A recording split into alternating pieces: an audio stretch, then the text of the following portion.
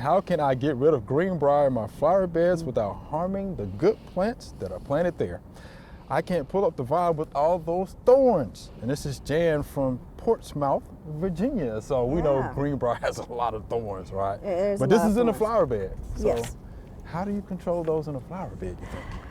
Well, I mean, the herbicides would probably be the best thing, but you know, I know she doesn't want to harm anything, but you can just do a wiping on the leaves method to get them out. One thing you got to understand about greenbrier is that it has an extensive rhizome system underground. In fact, it will produce the rhizome system underground before you even see a leaf come up.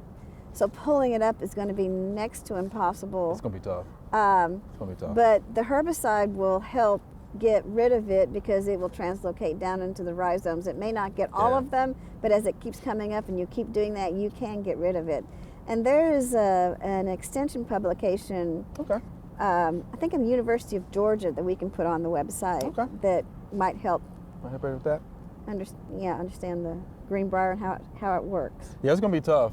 Yeah, rhizome tuber system. Yeah, so it's going to be definitely tough.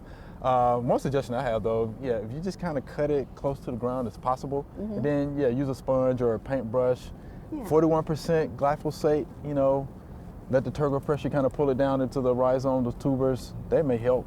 You know, that way you don't have to worry about, you know, spraying and drift and things like that. So that's another way. It may help. But that publication will have some good information in there about treating greenbrier, which is tough.